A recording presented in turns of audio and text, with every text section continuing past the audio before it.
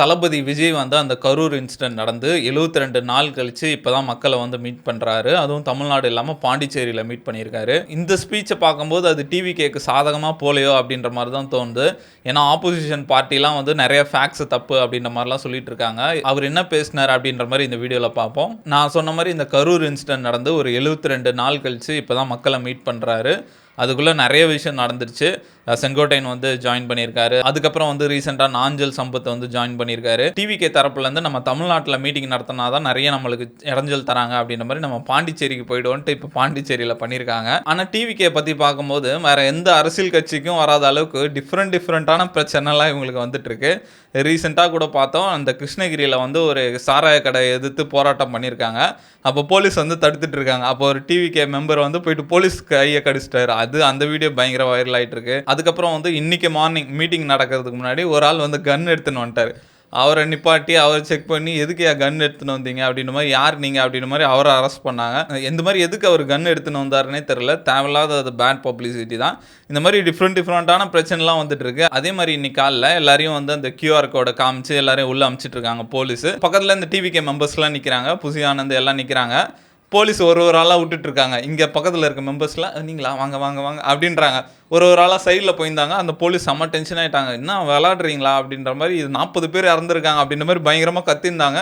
அந்த வீடியோ வந்து இப்போ வைரல் ஆகிட்டு இருக்கு. இந்த மீட்டிங்கை பார்த்தாலுமே விஜய் ஸ்பீச்சாக இருந்தாலும் சரி, வெளியே நடந்த சில விஷயங்களும் சரி, டிவிகேக்கு அகேன்ஸ்டாக போகிற மாதிரி தான் இருக்குது. ஒரு பேட் பப்ளிசிட்டி அப்படின்ற மாதிரி தான் இருக்குது. அதே கூட்டத்தில் பார்த்தோன்னா ஒருத்தர் ஒரு 4 எரும மாடை கூட்டு வந்துட்டு இதை உள்ளே விடுங்க, QR காட்டுறோம் உள்ளே விடுங்கலாம் பிரச்சனை பண்ணிட்டு இருந்தார். யார் அவருன்னே தெரில. அதே மாதிரி அந்த துப்பாக்கி எடுத்துகிட்டு வந்தவர் யார், நீங்கள் எதுக்குங்க எடுத்துகிட்டு வந்தீங்க, லைசன்ஸ்லாம் இருக்குன்னா லைசன்ஸ்லாம் இருக்குது. அதான் ஒரு நார்மல் துப்பாக்கியில் ஏதோ நாட்டு துப்பாக்கி எடுத்துகிட்டு வந்துட்டார் போல். அவர் எது எடுத்துகிட்டு வந்தாருன்னு தெரில. நியூஸ்காரங்களாம் கேட்குறாங்க, நீங்கள் யார் எதுக்கு எடுத்துகிட்டு வந்தீங்க சொல்லுங்கன்னா அவர் யாருக்கோ ஃபோன் பண்ணி போலீஸ்கிட்டலாம் கொடுத்துட்டு கடைசியில் அவரை அரெஸ்ட் பண்ணி கூட்டு போய் உட்கார வச்சுட்டாங்க. இந்த பொதுக்கூட்டமும் பார்த்தோன்னா பயங்கர ரெஸ்ட்ரிக்ஷன். மற்ற கட்சிக்கெலாம் இந்த மாதிரி நடக்குமானே தெரில. டிவிக்கேனாலே ஃபஸ்ட்டு ரெஸ்ட்ரிக்ஷனை போட்டுருங்கன்ற மாதிரி இருக்குது. முதல்ல வந்து ரோட் ஷோ தான் கேட்டிருந்தேன்னு சொன்னாங்க. ரோட் ஷோ வந்து அனுமதி தரமாட்டேன்னு நாங்கள் இந்த மாதிரி கரூரில் நடந்ததை வச்சுட்டு இனிமேல் விஜய்க்கு ரோட் ஷோவே கிடையாது போல் இருக்குது. ஃபஸ்ட்டு ரோட் ஷோ கேட்டதுக்கு கேன்சல் பண்ணிட்டாங்க. அதுக்கப்புறம் வேணால் இந்த மாதிரி ஒரு மீட்டிங் போட்டுக்கோங்கன்ட்டாங்க. அந்த மீட்டிங்கும் பார்த்தோன்னா ஒரு கிரவுண்டில் வந்து பக்காவாக செட் பண்ணி ஒரு 5000 பேர் தான் மீட் பண்ணுற மாதிரி இருக்கும். அவங்களுக்கு தனியாக டோக்கன் கொடுத்து QR கொடுத்து, அதுவும் பாண்டிச்சேரியில் இருக்கவங்க மட்டும்தான் வரணும். வேறு ஏதாவது ஸ்டேட்லேருந்துலாம் வந்தனா அவங்கள அலௌட் இல்லை அப்படின்ற மாதிரி நிறைய ரெஸ்ட்ரிக்ஷன். கடைசியில் அவங்க பிளான் பண்ண மாதிரி இதை நடத்தி முடிச்சிட்டாங்க. இந்த மாதிரி க்ரௌடெல்லாம் ப்ராப்பராக அவங்கவுங்க இடத்துல நிற்க வச்சதுக்கப்புறம் எப்படின்னா ஒரு 10 பாக்ஸ் மாதிரி சொல்கிறாங்க. ஒரு பாக்ஸுக்கு 500 பேர், 10 பாக்ஸு 5000 பேர்கிட்ட QR கோடு கொடுத்துருக்காங்க. ஆனால் கூட்டம் கம்மியாக வந்து தான் சொல்கிறாங்க. அதுக்கப்புறம் வந்து QR கோடு இல்லாதவங்களாம் அலோவ் பண்ணியிருக்காங்க. அதுக்கப்புறம் வந்து ஸ்பீச் ஆரம்பிச்சது. ஃபஸ்ட்டு புசி ஆனந்த் வந்து பேசினார். அவர் ரொம்ப லைட்டாக தான் பேசினார். கவலைப்படாதீங்க, தளபதி வந்து புதுச்சேரியை பார்த்துப்பாரு அப்படின்ற மாதிரி சொன்னாங்க. அதுக்கப்புறம் வந்து கவலைப்படாதீங்க, காற்றை வந்து யாரும் நிப்பாட்ட முடியாது அப்படின்ற மாதிரி சொன்னார். அதுக்கப்புறம் ஆதவ் அர்ஜுன் பேசினார். அவரும் அதே சொன்னார், காற்றை யாராலையும் நிப்பாட்ட முடியுமா, வெள்ளத்தை யாராலையும் தடுக்க முடியுமா அப்படின்ற மாதிரி சொன்னார். அதுக்கப்புறம் விஜய் வந்து பேசினார். விஜய் வந்து கிட்டத்தட்ட 12 மினிட்ஸ் கிட்ட தான் பேசினார். ரொம்ப ஷார்ட்டாக தான் இருந்தது. பார்க்கும்போது என்னடா இவ்வளோ சீக்கிரம் முடிச்சிட்டாரு அப்படின்ற மாதிரி இருந்தது. இதுக்கு இவ்வளோ செலவு அப்படின்ற மாதிரி இருந்தது. இப்போ இருக்க காலத்தில் மார்க்கெட்டிங்கில் ஒரு முக்கியமான ஸ்ட்ராட்டஜி வந்து இந்த கிளிப் ஃபார்மிங் அப்படின்ற மாதிரி சொல்லுவாங்க. என்னென்னா நம்ம வேணும்ட்டே கிளிப்புக்கு ஏற்ற மாதிரி ஏதாவது ஒரு விஷயம் பண்ணுறது. இப்போ இந்த போலீஸ் வந்து புசி ஆனந்த் திட்டினதெல்லாம் வந்து ஒரு கிளிப்பாக நம்ம கன்வெர்ட் பண்ணி 2 நாளில் இப்போ அதுதான் ஓட போகுது. அந்த மாதிரி விஜய் ஸ்பீச்சில் எதுவுமே இல்லை. அந்த கிளிப்பாக மாற்றுற அளவுக்கு எதுவுமே இல்லை. அவருக்கு எதுவுமே இல்லை. டிஎம்கேக்கு அமைஞ்சிச்சு அப்படின்னு தான் சொல்லணும். இந்த ஸ்பீச் ஆரம்பிச்சோன்னே ஃபஸ்ட்டு என் நெஞ்சில் குடியிருக்கும் அப்படின்ற மாதிரிலாம் சொன்னார். அதுக்கப்புறம் நான் யூனியன் கவர்மெண்ட் மாதிரி தமிழ்நாடை பாண்டிச்சேரியை தனித்தனியெல்லாம் பார்க்க மாட்டேன், நம்ம எல்லாம் ஒன்று தான் அப்படின்ற மாதிரி சொன்னார். அதுக்கு டிஎம்கேவோட TKS இளங்கோவன் வந்து ரெஸ்பாண்ட் பண்ணியிருந்தார்.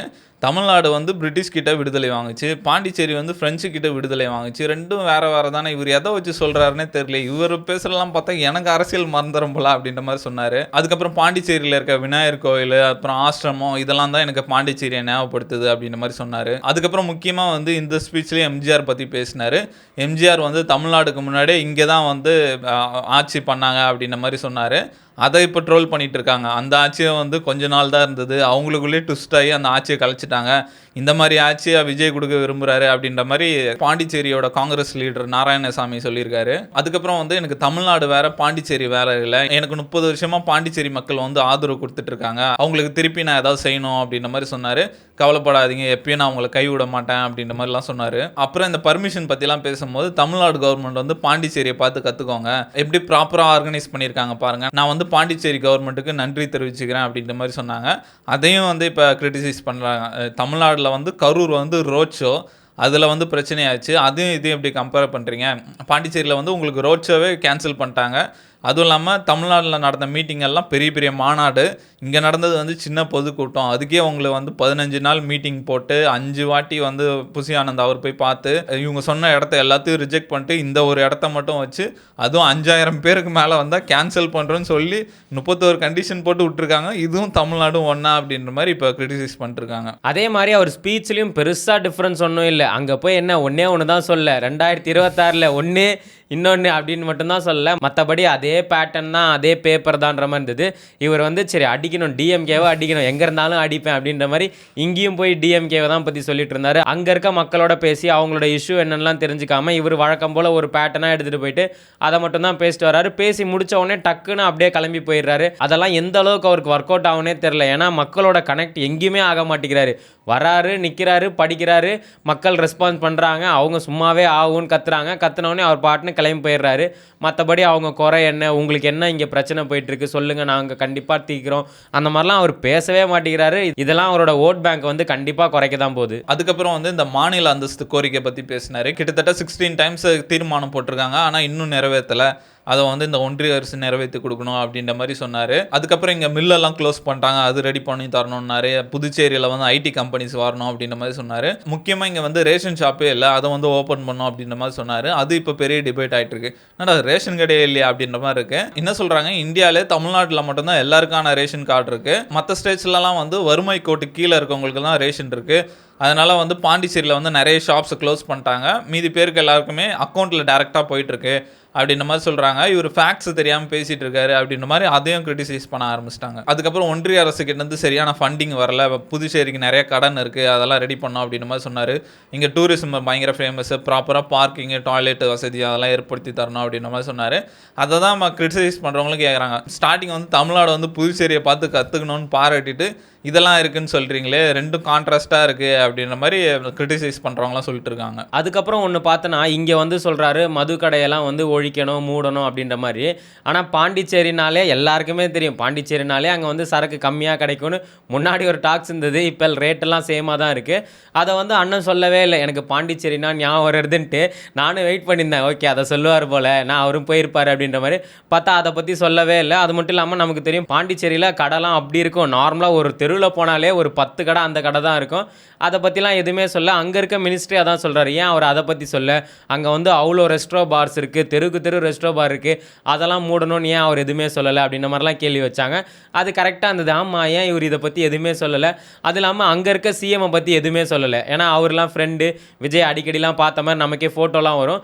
அவரை எதுவுமே கிரிட்டிசைஸ் பண்ணல. அங்கே போயிட்டு இங்கே இருக்க டிஎம்கே பற்றி சொல்லிட்டு இருந்தார். அதெல்லாம் ஒரு மாதிரி பார்க்கவே இன்னும் அண்ணன் ஒரு மாதிரி கான்ட்ராஸ்டாக பேசிகிட்டு இருக்காருன்ற மாதிரி இருந்தது. அப்புறம் இந்த காரைக்கால் ஃபிஷர்மேன் பற்றிலாம் சொன்னார். அவங்க போய் ஸ்ரீலங்காவில் போய் மாட்டிட்டு எப்படியோ போராட்டம் பண்ணி அவங்கள வெளியே விட்டுறாங்க. ஆனால் போட்லாம் சேதமாயிருது, அவங்களுக்கு எதா பண்ணோம் அப்படின்ற மாதிரி சொன்னார். ஆக மொத்தத்தில் இந்த ஸ்பீச் பார்த்தா ரொம்ப நார்மலாக தான் இருந்தது. ஒரு 72 நாள் கழிச்சு வராரு, ஒரு ஃபயராக கொடுப்பாருன்னு பார்த்தா பேப்பரில் எழுதி கொடுத்து தான் வாசிட்டு போயிட்டாரு. விஜய் அவர்கிட்ட வந்து ஒரு ஃபயரே இல்லைன்னு தான் சொல்லணும். அரசியலுக்கு என்ட்ரி ஆகும்போது இருந்த அந்த கிரேஸ் வந்து இப்போ எல்லாம் பயங்கரமாக ட்ராப் ஆகிடுச்சு. அவர் அந்த கரூர் வரைக்குமே அந்த பீக் இருந்ததுன்னு சொல்லலாம். அதுக்கப்புறம் பயங்கரமாக ட்ராப் ஆகிடுச்சு. அவர் அதுக்கான இனிஷியேட்டிவ் எதுவும் எடுத்த மாதிரி தெரில. அரசியல் எங்கேயோ போயிட்டு இருக்கு. இவர் ரொம்ப லேக் ஆன மாதிரி தான் இருக்குது. இப்போ ரீசெண்டாக வந்து கார்த்திகை தீபம் பிரச்சனை வந்து பெரிய பிரச்சனை ஆயிடுச்சு, விளக்கேற்றணும் அப்படின்ற மாதிரி. அதுலலாம் எதுவுமே ஸ்டாண்டே எடுக்கல. எல்லாம் கேட்குறாங்க, ஒரு அரசியல் கட்சினா எதுக்கு நடக்கிற இஷ்யூவில் ஒரு வலுவான ஸ்டாண்ட் எடுக்கணும் அப்படின்ற மாதிரி இவர் எதுவுமே எடுக்கல. அதுவும் இல்லாமல் கூட்டணியும் பார்த்தா மற்ற கூட்டணியெலாம் லாக் ஆகிடும் போல். அண்ணனுக்கு இது வரைக்கும் யாரும் வந்த மாதிரி தெரில. மற்ற கூட்டணி எல்லாமே ஓரளவுக்கு ஏதோ வேலை நடந்துட்டு இருக்க மாதிரி இருக்குது. காங்கிரஸ் வந்து ஒரு டீம் செட் பண்ணி போய் டிஎம்கே மீட் பண்ணிட்டு வந்துட்டாங்க. டிடிவி தினகரன் வந்து அண்ணாமலையை பார்த்துருக்காரு. அந்த மாதிரிலாம் போயிட்டுருக்கு. இந்த பக்கம் பார்த்தா எதுவும் நடக்கிற மாதிரி தெரியலையப்பா அப்படின்ற மாதிரி இருக்குது. ரீசெண்டாக வந்து காங்கிரஸோட ஸ்ட்ராட்டஜிஸ்ட் வந்து பிரவீன் சக்கரவர்த்தி அவர் வந்து விஜய் மீட் பண்ணி பேசியிருந்தார். அவர்கிட்ட கேட்டிருந்தாங்க, நீங்கள் வந்து டிவிகேல ஜாயின் பண்ண போகிறீங்களா, இல்லை காங்கிரஸ் டிவிகே கூட்டணி வருமான்ற. இல்லை நான் ஜாயின் பண்ண வாய்ப்பு இல்லை, கூட்டணியும் வாய்ப்பு இல்லை அப்படின்ற மாதிரி தான் சொல்கிறாங்க. மோஸ்ட்லி வந்து அவங்க பாண்டிச்சேரி கேரளாக்காக பேசியிருப்பாங்க போல். தமிழ்நாடை பொறுத்த வரைக்கும் அண்ணனை யாரும் இது வரைக்கும் சீன மாதிரி தெரில. இன்னும் 2 மாதம் ஓரளவுக்கு நம்ம கன்ஃபார்ம் பண்ணிடலாம். இந்த பாமக, தேமுதிக, புதிய தமிழகம், ஜான் பாண்டியன் அவங்களாம் எந்த மாதிரி ஸ்டாண்ட் எடுப்பாங்கன்னு தெரில. அவங்க சப்போஸ் டிவிகே பக்கம் வந்தாங்கன்னா இது வந்து செகண்ட் ஒரு பெரிய கூட்டணியாக ஆகும். சப்போஸ் அவங்க எல்லாம் இந்த ஏடிஎம்கே போயிட்டாங்கன்னா அண்ணன் வந்து தனியாக நின்று ஓட்டை பிரித்து டிஎம்கே வின் பண்ண விட்ருவாருன்னு நினைக்கிறேன்.